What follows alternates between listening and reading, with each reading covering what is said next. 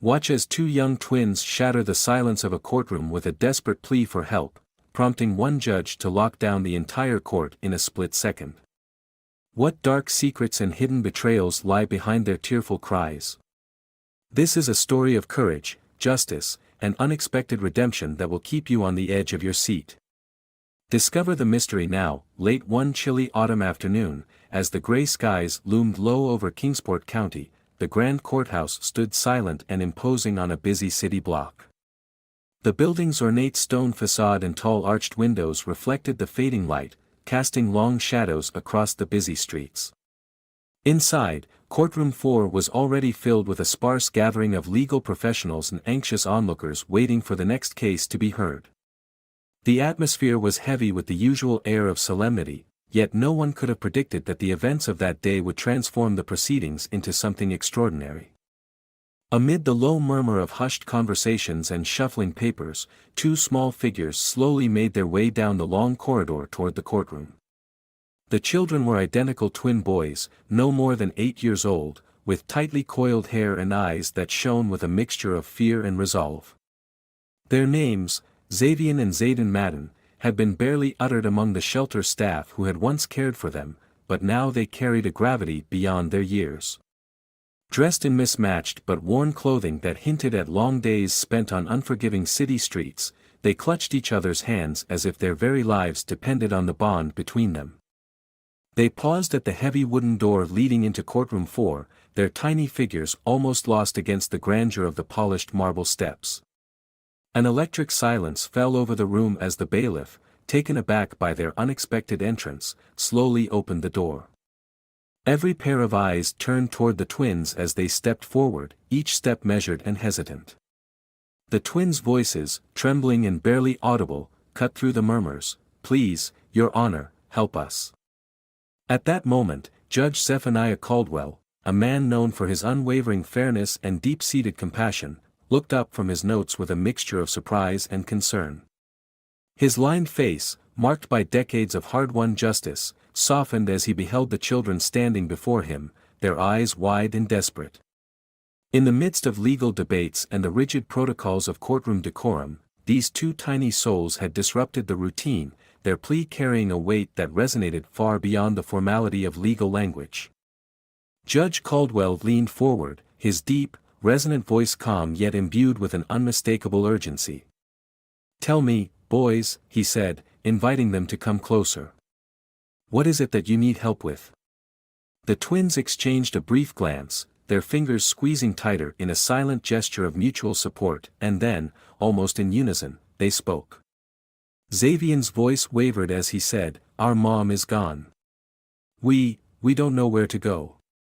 Zayden, his voice barely rising above a whisper, added, "And our uncle is taking us away. We're scared." The room fell into stunned silence. For a moment, the usual formalities of the courtroom were forgotten, replaced by a shared shock at the raw, heart-wrenching testimony of these innocent children.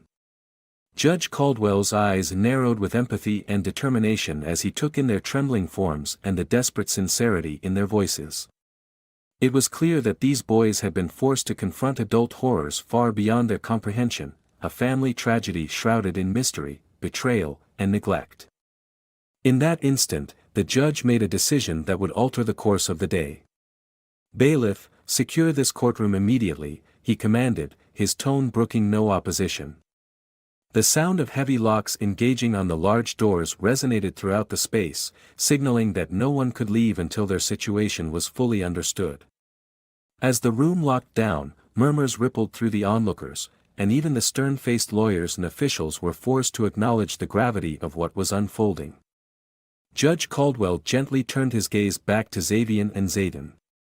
"I promise you," he said in a soft but resolute tone, "that I will do everything in my power to help you find your mother and ensure your safety."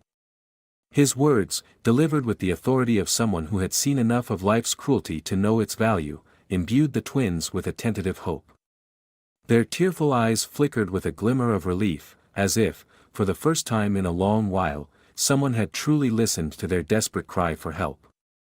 In that moment, amid the lockdown silence of the courtroom and the palpable tension that hung in the air, a fragile alliance was forged, a promise that no matter the darkness of the past, the light of compassion and justice could break through. The unfolding drama promised not only to reveal the hidden tragedies of a fractured family but also to set in motion a chain of events that would ultimately restore hope to those who had once been consigned to a life of despair.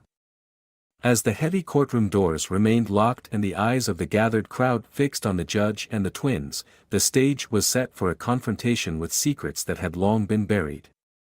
And though the path ahead was fraught with uncertainty and heartbreak, the resolute determination in Judge Caldwell's voice promised a journey towards a better, brighter future, a future where every innocent plea would be heard, and every lost soul given a chance to find redemption. The courtroom, now sealed off and shrouded in an almost tangible silence, became the reluctant stage for the twins' desperate testimony. In the heavy stillness that followed their initial plea, Judge Caldwell's commanding presence filled the room. His eyes, once softened by empathy at their first words, now glinted with a determination to get to the bottom of their tragedy. The twins, Xavier and Zayden, sat on a low bench at the front of the courtroom, their small hands still intertwined, clinging to each other for comfort. Their faces, streaked with tears, reflected the unbearable weight of the secrets they had carried for so long. Judge Caldwell cleared his throat, inviting them to speak more fully. "Now, boys, please tell me everything. I need to understand what has happened so I can help you." His tone was gentle yet insistent, a clear signal that their voices mattered. Xavier, with a slight shudder, was the first to speak. His voice, fragile and trembling, filled the hushed room as he began, "Our mama, she was here once. She used to read us stories and tuck us in every night. But 3 nights ago, she didn't come home. Something happened, and she was gone." His words fell like broken glass, each syllable weighted with heartbreak. Zayden's eyes, wide with a mixture of fear and sorrow, met the judge's. "We heard Mama talking on the phone. She said something about money, about debts. Then Uncle Caius came. He was angry, and he said that we were his now. We tried to hide, but his voice trailed off as a fresh wave of tears blurred his words. Judge Caldwell leaned forward, his expression one of profound compassion. "What did your mama say?" he asked softly, coaxing the boys to reveal every painful detail. The twins exchanged a brief, uncertain glance before Xavier continued in a barely audible whisper. "She said, 'I'm scared.' And then there was shouting. We heard her crying for help. We tried to call out to her, but we only heard our own voices echo in the dark." As the judge absorbed their testimony, the tension in the room thickened. Every person present could sense that this was not a fabricated tale, but a raw account of loss and betrayal. The air seemed to crackle with unspoken promises to protect these vulnerable souls. Judge Caldwell's voice, firm and resolute, broke through the silence.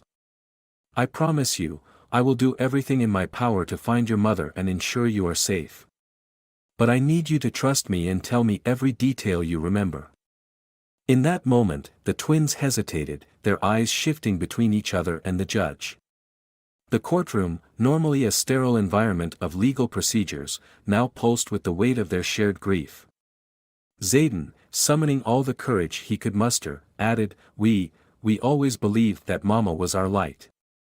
But now, all we feel is darkness. Uncle Caius said she owed money to dangerous people, and he promised that if we didn't go with him, he'd make sure we'd never see her again." A murmur ran through the sparse audience, an unsettling blend of disbelief and sorrow. Judge Caldwell's jaw tightened, his mind racing with the implications of what he was hearing.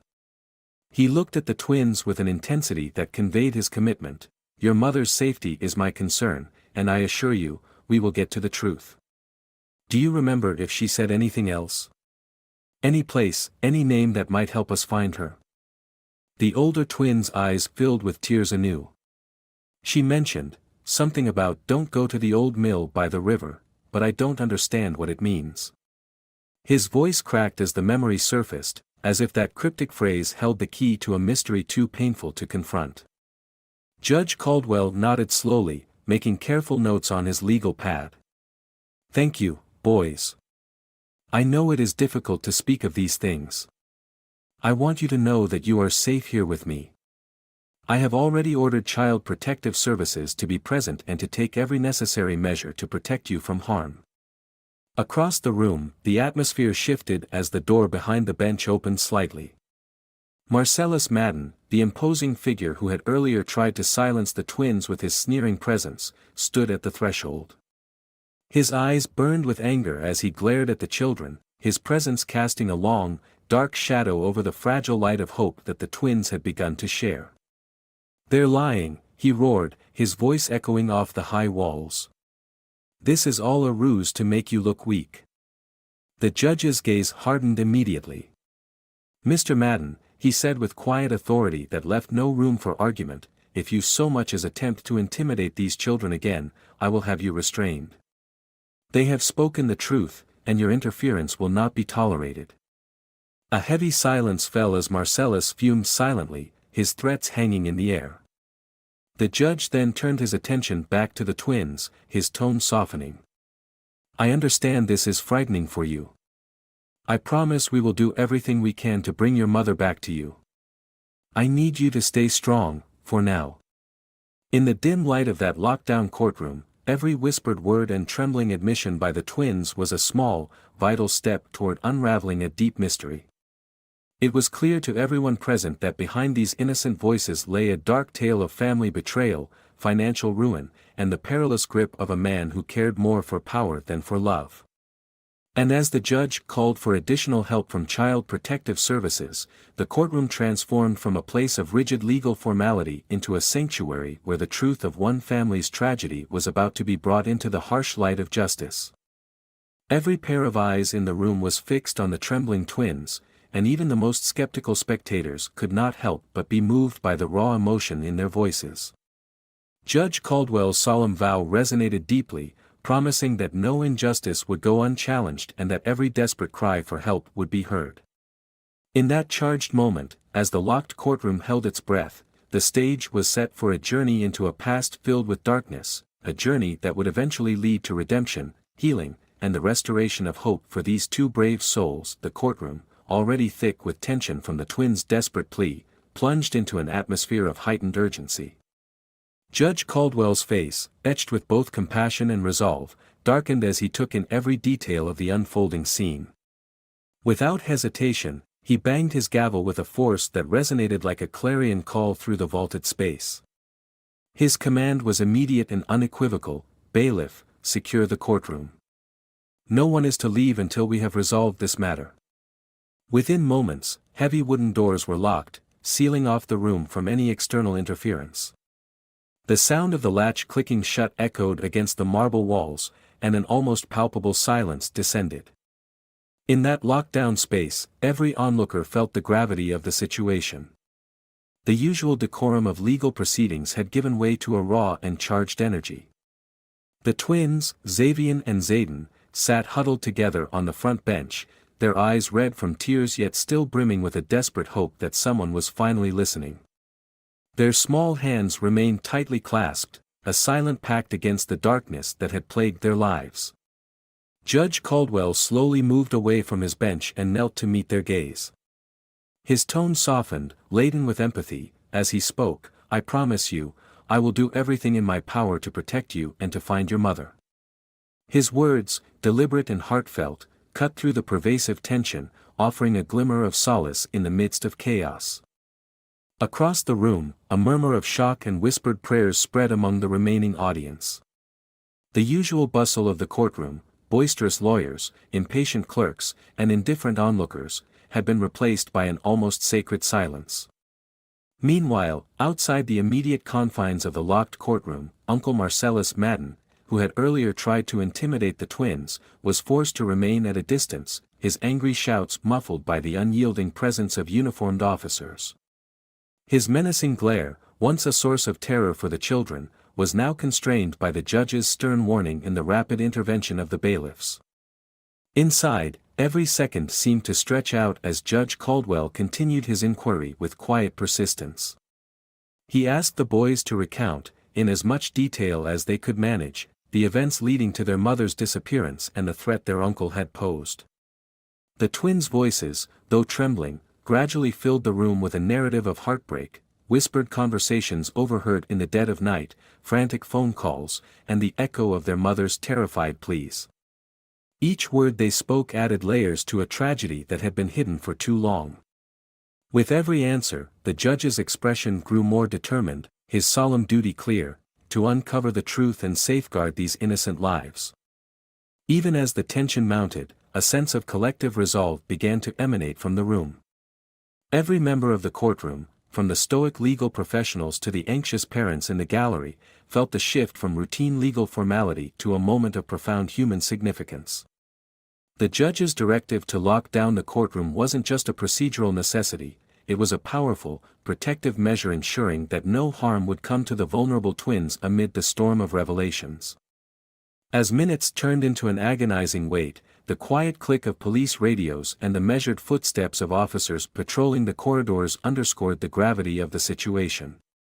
Judge Caldwell meticulously noted every detail, the way the twins' eyes flickered with both fear and a nascent trust, the tense posture of Marcellus as he glowered from the sidelines, and the collective murmurs that spoke of a community holding its breath. In that moment, the courtroom was transformed into a sanctuary of truth, where every whispered word, every tear, and every heartbeat became a testament to the courage of the young and the unwavering resolve of those who swore to protect them. In the profound stillness of that locked room, a silent promise hung in the air, that the pursuit of justice would continue relentlessly, that no voice, however small, would be ignored, and that even the darkest secrets would eventually be brought to light.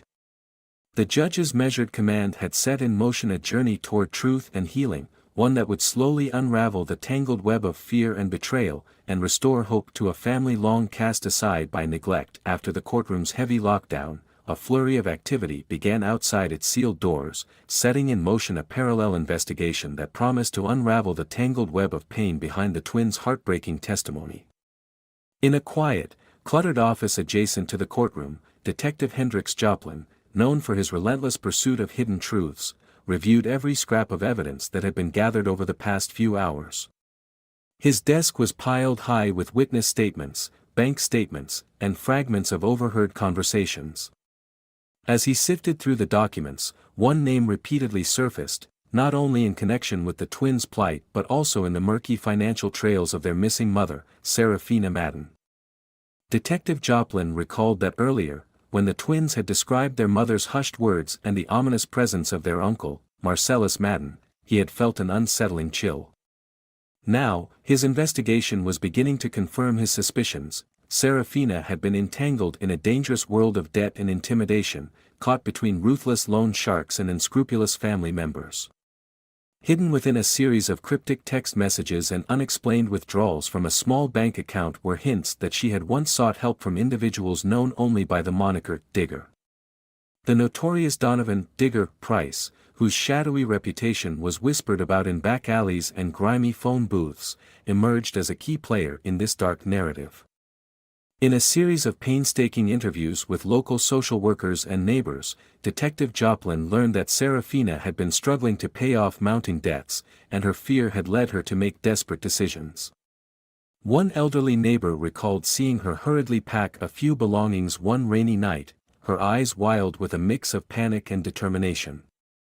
Another source, a troubled youth who had once crossed paths with Serafina near a rundown diner, described her as a loving mother caught in a web of extortion and abuse, a victim of forces far beyond her control.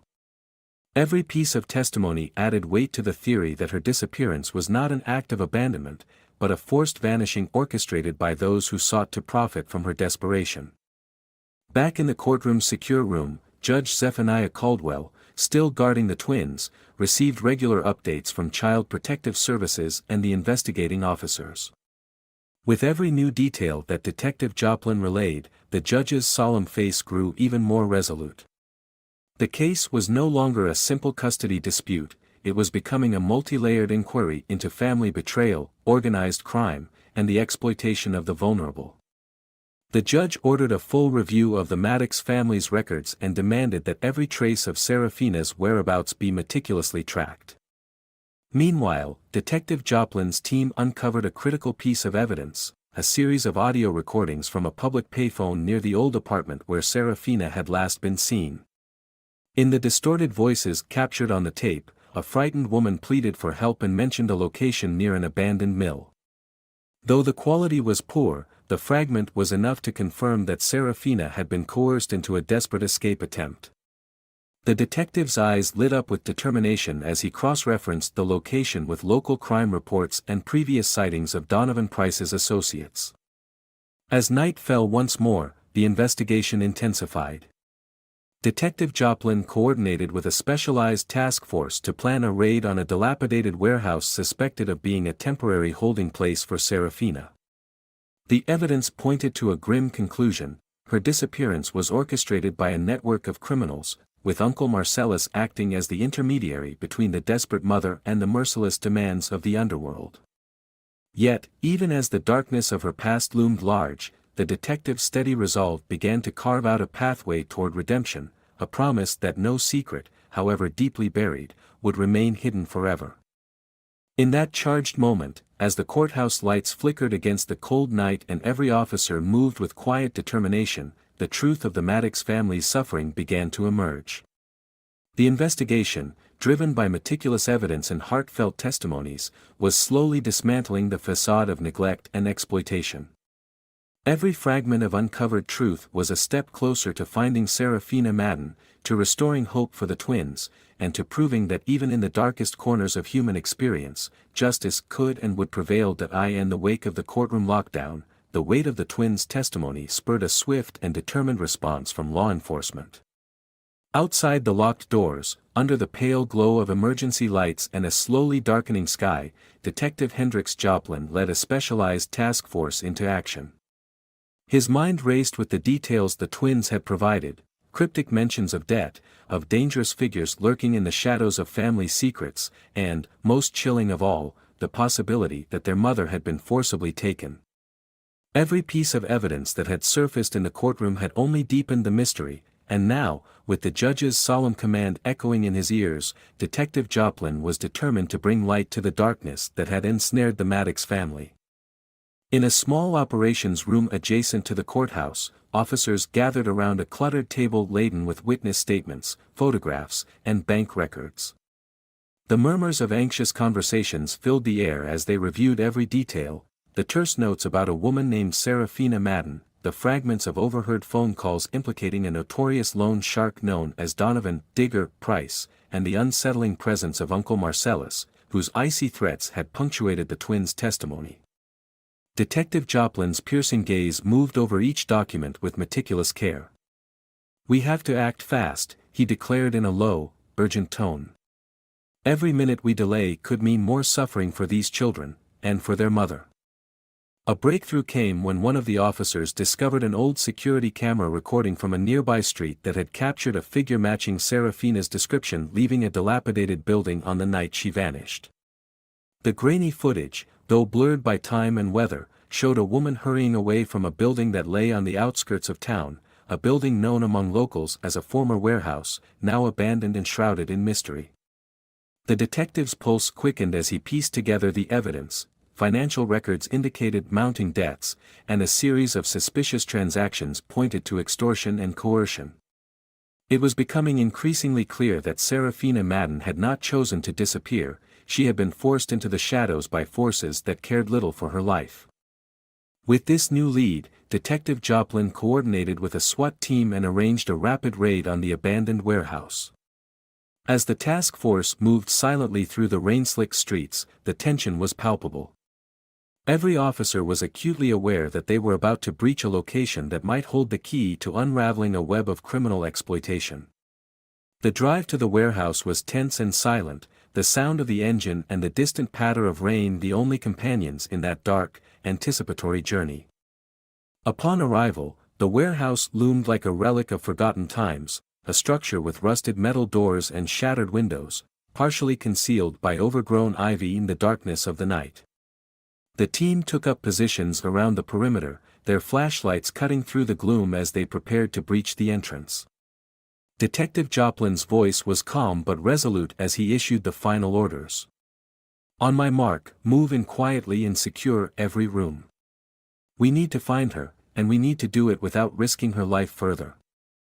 Inside, the warehouse was a maze of decaying crates and scattered debris. Every step the officers took stirred up echoes of a long-forgotten past, the floor creaking underfoot as if protesting their intrusion. The atmosphere was oppressive, and in the distance, a faint sound, a muffled cry, perhaps, or the soft rustle of movement, kept everyone on edge. In a narrow corridor near the back of the building, the task force discovered a heavy, locked door partially ajar. The lead officer signaled for silence and, with measured precision, forced the door open. Beyond the threshold, in a small, dimly lit room, lay Serafina Madden. Bound by coarse ropes and seated against a crumbling wall, she appeared both fragile and defiant. Her eyes, though bloodshot and swollen from tears, burned with a fierce, unyielding determination. For a long moment, time stood still. The room, filled with the stale scent of neglect and the damp chill of concrete, bore silent witness to the horror that had befallen her. But as the officers approached, their faces steeled with the resolve to protect the innocent, Serafina's gaze softened into a hopeful, if faint, glimmer. "Ma'am," Detective Joplin said gently, his voice echoing in the quiet space, "we're here to get you out of here." His words, though simple, carried the promise of safety, a promise that was almost too precious to believe after so much darkness. As the officers carefully freed her from the ropes and escorted her out of the grim chamber, a sense of relief began to ripple through the task force. The danger of Donovan Price's network, the looming threat of Uncle Marcellus's oppressive presence, and the horror of a forced disappearance were, for that moment, held at bay by the resolute force of justice. Back in the secure operations room, Judge Caldwell and Child Protective Services were updated in real time as news of the rescue spread. The judge, who had maintained a protective vigil over the twins in the locked courtroom, received the news with a profound mixture of relief and solemn determination. The rescue of Serafina Madden was not merely the recovery of a missing person, it was the beginning of a long-awaited healing process for a family torn apart by cruelty and neglect. Every piece of evidence uncovered in the warehouse, every whispered admission from the frightened task force, affirmed that the darkness which had haunted the Maddox family was now being confronted head-on. As the SWAT team led Serafina into a waiting ambulance, its flashing red and blue lights a beacon in the night, Detective Joplin allowed himself a brief moment of quiet reflection. He knew that the rescue was only the first step in dismantling the criminal network that had exploited her vulnerability. The battle ahead was daunting. There would be further investigations, more arrests, and countless long nights spent sifting through the remnants of broken lives. Yet, in that moment, as he looked at the determined faces of his colleagues and recalled the desperate pleas of the twins, he felt an unwavering conviction: every life saved, every tear wiped away, was a victory against the pervasive darkness. The warehouse raid, with all its dangers and uncertainties, marked a turning point. The rescue operation had shattered the illusion that the Maddox family was lost forever to the shadows. It set in motion a chain of events that promised not only to bring justice for Serafina but also to restore hope to two brave children whose lives had been upended by forces far beyond their control. With each step forward, the team, and indeed the entire community, could begin to reclaim the light that had been obscured by years of neglect and whispered curses. After the dramatic rescue operation, the atmosphere both inside and outside the courthouse shifted from one of raw urgency to a tentative calm, a fragile hope that healing had finally begun. In a separate, quieter wing of the courthouse now repurposed as a temporary safe haven, Judge Zephaniah Caldwell and Child Protective Services had arranged for the twins to remain in a secure room. The walls, once echoing with the cries of frightened children, were now softened by gentle, pastel paintings and warm lighting.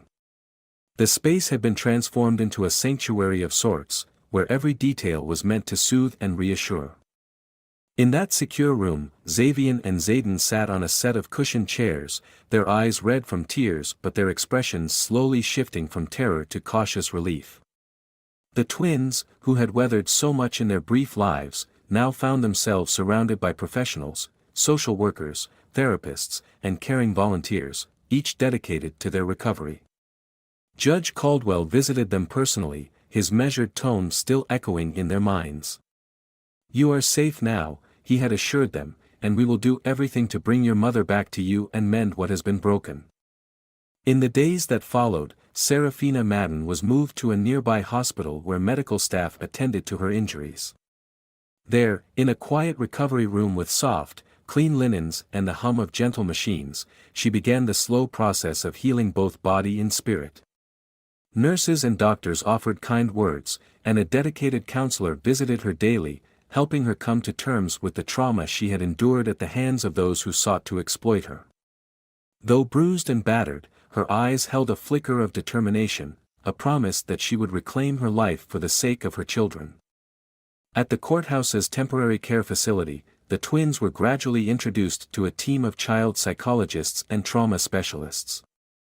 Over long afternoons filled with art therapy sessions and quiet, comforting conversations, Xavier and Zayden began to express their emotions in small, hesitant ways. In one session, a gentle therapist named Ms. Lillian Parks guided them through drawing exercises. "Show me what makes you feel safe," she encouraged, handing them vibrant crayons and blank sheets of paper.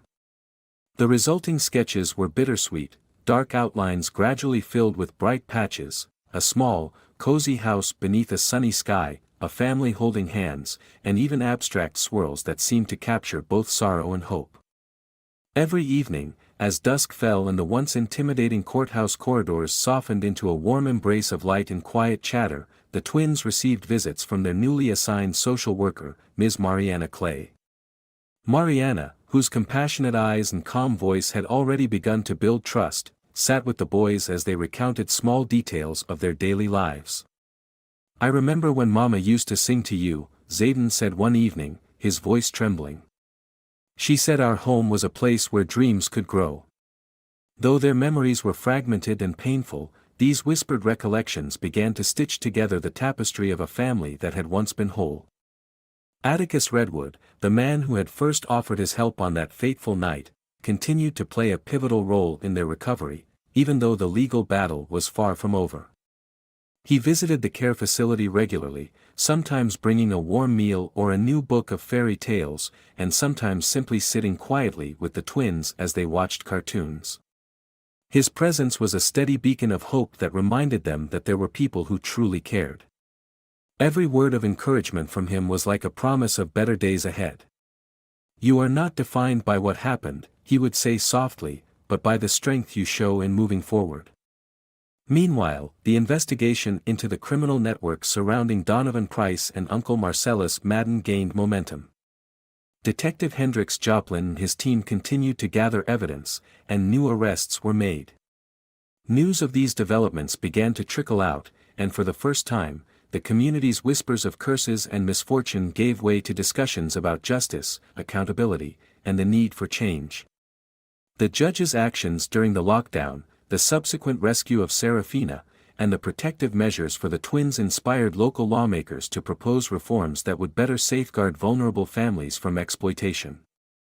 Back at the temporary care facility, as the weeks turned into a gentle rhythm of therapy and healing, the twins' transformation became apparent.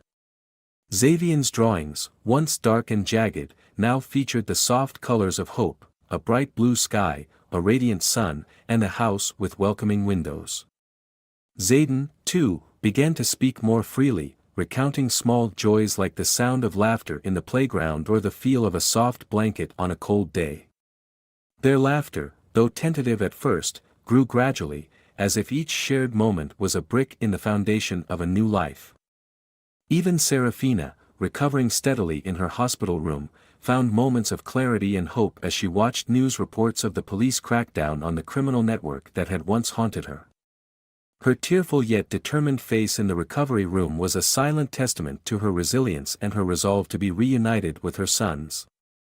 In quiet moments between treatments, she would speak to her counselor about her dreams of a future where her family was whole, a future where the past's darkness was finally replaced by the light of a new beginning. In the midst of these efforts, Judge Caldwell continued to oversee the case with unwavering dedication. He visited the twins regularly, not only as a judge but as a guardian of their fragile hope. In one memorable visit, as he sat with them in the quiet courtyard of the courthouse's temporary shelter, he shared a story from his own childhood, a tale of overcoming loss and finding strength in unexpected places. His words resonated deeply with the boys, and for a moment, the heavy weight of their recent past seemed to lift, replaced by a shared belief that even the deepest wounds could heal with time and care. By the time the cold winter began to thaw into the gentle promise of spring, the entire process of healing had taken on a transformative power. The once locked-down courtroom had given way to a community united in its resolve to protect and support those who had been cast aside by a harsh and indifferent world. The recovery of the Maddox family was still ongoing, and there were many challenges ahead, but in that period of healing, every whispered word, every shared tear, and every small, hopeful smile was a testament to the enduring power of compassion and love.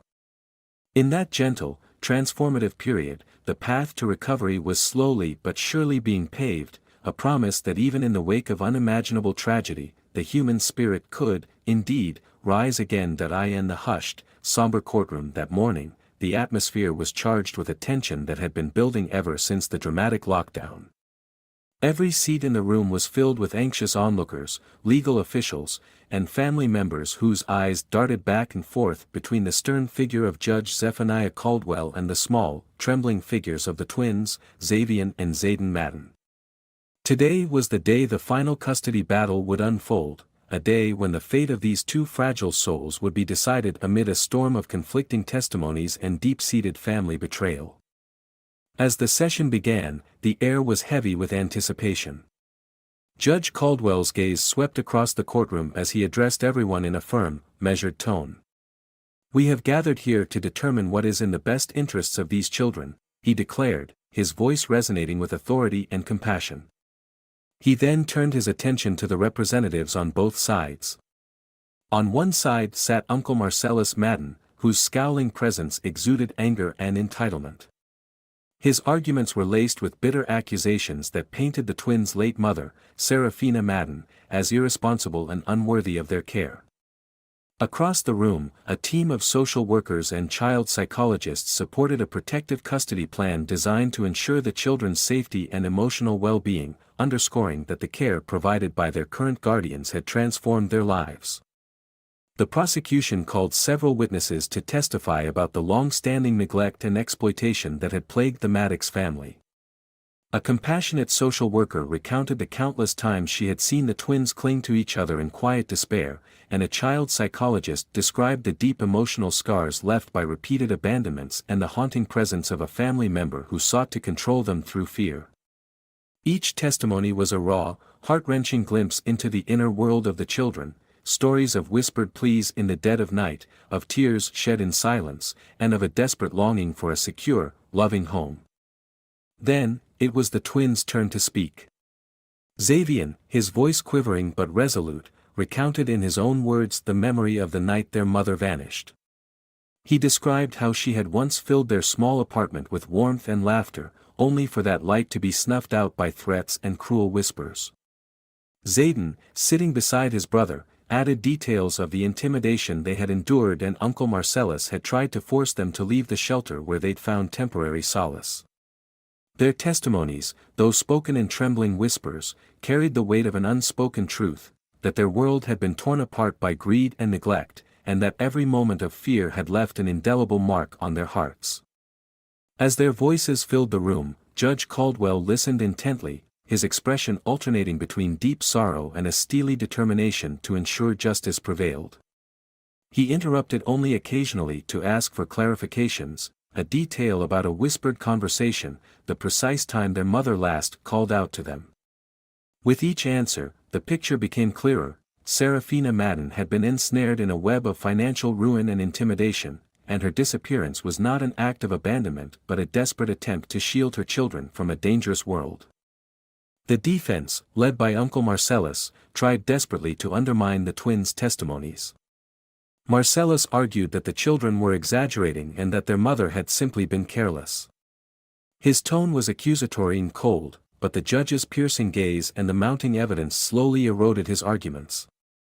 Judge Caldwell reminded everyone that the case was not merely about familial rights, it was about protecting vulnerable lives from further harm. "I will not allow baseless accusations to cloud the truth," he stated firmly. "These children have suffered immeasurable pain, and it is our duty to ensure they receive the care they deserve." In a dramatic turn, additional evidence was presented: transcripts of recorded phone calls, financial documents linking Marcellus to a network of predatory lenders, and even eyewitness accounts that placed Marcellus at the scene on the night of their mother's disappearance. The courtroom buzzed with whispers as the damning proof painted a stark picture of exploitation and betrayal. Every piece of evidence seemed to confirm that Uncle Marcellus had not come to rescue the children out of familial love but had sought to seize control for his own gain. As the hearing drew to a close, Judge Caldwell's tone softened, yet his determination remained unwavering. In a quiet, powerful moment, he addressed the twins directly. "I know this has been very frightening for you," he said, his voice gentle enough to reach their young hearts. "I promise you that you are safe, and I will do everything in my power to help you rebuild your lives." The words hung in the air, a lifeline extended to the children who had endured too much for their age. After a long pause, during which the judge conferred with his legal team and reviewed the overwhelming evidence, Judge Caldwell delivered his ruling. "It is clear from the testimonies and the evidence that the best interests of these children will be served by placing them under the protective care of the state until a safe and loving home can be permanently secured. Uncle Marcellus Madden's claims have been dismissed as opportunistic and self-serving. Effective immediately, custody of Xavier and Zayden Madden will be transferred to Child Protective Services, with every effort made to locate and safely reunite them with their mother, Serafina Madden, once she has been properly rehabilitated." A collective sigh of relief swept through the courtroom. The twins, though still trembling, looked up at Judge Caldwell with eyes that mixed tears with tentative hope. Even Uncle Marcellus sat in stunned silence as his plans crumbled around him. The ruling was not just a legal decision, it was a promise of protection and a chance for a brighter future. In the aftermath of the ruling, the courtroom gradually emptied, but the echoes of that profound moment lingered. Families in the gallery, many of whom had witnessed their own struggles reflected in the twins' eyes, exchanged knowing glances and whispered prayers for healing. Outside, the gray skies began to clear, and a tentative sunlight broke through, casting a hopeful glow over the courthouse steps. Judge Caldwell's final words resonated deeply: "May justice guide us in mending the broken, and may hope be the foundation upon which these young lives are rebuilt." With those words, the chapter of despair began to close, and a new journey, one of healing, recovery, and the promise of a new beginning, was set into motion for the Madden twins. In the weeks following the courtroom's final ruling, a new chapter began to unfold for the Madden family, a chapter imbued with hope, healing, and the promise of transformation. The cold corridors of the courthouse gradually gave way to the warmth of community support as Child Protective Services, in close collaboration with local social workers and dedicated advocates, began to weave together a safety net for Xavier and Zayden. The twins were moved to a nurturing foster home specially chosen for its commitment to restorative care, where they found not only a roof over their heads but also a family of caregivers who listened to their every whisper of fear and joy.